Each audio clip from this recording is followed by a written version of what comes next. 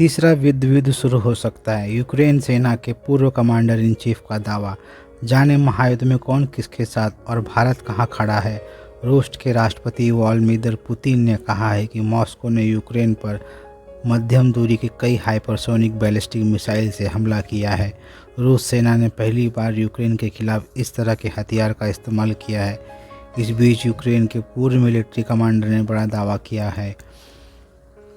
रूस और यूक्रेन के बीच 33 महीनों से युद्ध जारी है। युद्ध अब नए दौर में प्रवेश करता दिखाई दे रहा है। रूस ने यूक्रेन पर 21 नवंबर गुरुवार को मध्यम दूरी की नई हाइपरसोनिक मिसाइल दागी थी, जो अपनी तरह का पहला हमला है। रूस के राष्ट्रपति व्लादिमीर पुतिन ने इसकी जानकारी देते हुए कहा कि मॉस्को ने यूक्रेन पर मध्यम दूरी की नई हाइपरसोनिक बैलिस्टिक मिसाइल से हमला किया है। इसके साथ ही चेतावनी दी कि नई मिसाइलें से और भी हमले हो सकते हैं। रूस ने यह हमला यूक्रेन के अमेरिकी ATACMS और ब्रिटिश स्टॉर्म शैडो मिसाइलों को दागने के बाद किया। हाल ही में अमेरिका ने यूक्रेन के रूस पर हमला करने के लिए ATACMS मिसाइलों के इस्तेमाल की मंजूरी दे दी। इसके बाद रूस ने तीसरा विश्व युद्ध की चेतावनी दी है। अब नए घटनाक्रम से युद्ध नई दिशा में बढ़ता दिख रहा है।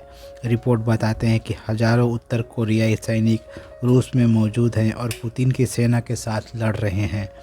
अब संकेत हैं कि इन्हें यूक्रेन में तैनात किया जा सकता है। तो क्या घटनाक्रम तीसरे विश्व युद्ध की शुरुआत है? यूक्रेन के पूर्व कमांडर इन चीफ और ब्रिटेन में वर्तमान राजदूत वैलेरी जालूजी ने दावा किया कि रूस सहयोगियों के उतरने के साथ ही तीसरे विश्व युद्ध शुरू हो गया है। क्यू इंडिपेंडेंट ने जालूजी के हवाले से कहा कि यूक्रेन पर अकेले रूस ने नहीं लड़ रहा है, ये उत्तर कोरिया के सैनिकों का सामना कर रहा है। ईरान निर्मित शाहेद ड्रोन यूक्रेन में नागरिकों को खुलेआम मार रहे हैं। उत्तर कोरिया में बनी मिसाइलें यूक्रेन पर दागी जा रही हैं। रूस ने मध्य पूर्व लेकर अफ्रीका तक और पूर्व यूरोप में पुराने और नए सहयोगियों के साथ नज़दीकी संबंध बनाने की कोशिश की है। रिपोर्ट बताते हैं कि किम जोंग ने अपने हजारों सैनिकों को पुतिन की मदद के लिए रूस में भेजा है। कुर्क क्षेत्र में उत्तर कोरियाई सैनिक रूसी सैनिक के साथ लड़ रहा है। इसके साथ ही रूसी सैनिक तोपखाने और बैलिस्टिक मिसाइलों के लिए भी तेज़ी से उत्तर कोरिया पर निर्भर हो रही है। उत्तर कोरिया के अलावा चीन भी रूस के साथ है। चीन ने रूस के इस दावे को समर्थन किया है कि उसने पश्चिमी उकसावे के कारण 2022 में यूक्रेन पर हमला किया था।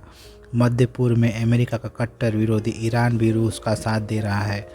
ईरान ने रूस को बड़ी मात्रा में ड्रोन उपलब्ध कराए, जिनका इस्तेमाल यूक्रेन के खिलाफ किया गया।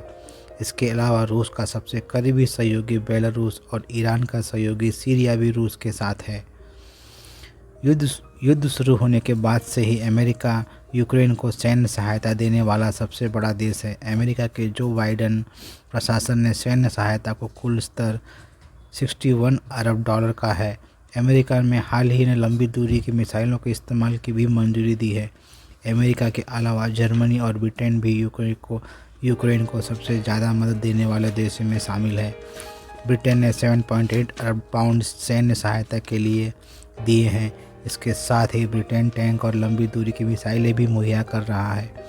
यूक्रेन ने इसी सप्ताह ब्रिटेन स्टॉर्म शैडो मिसाइल का इस्तेमाल किया है।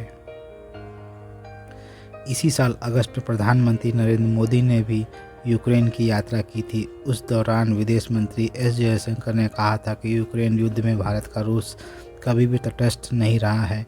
उन्होंने कहा, भारत का मानना है कि दोनों पक्षों को समाधान खोजने के लिए एक दूसरे के साथ बातचीत करने की ज़रूरत है।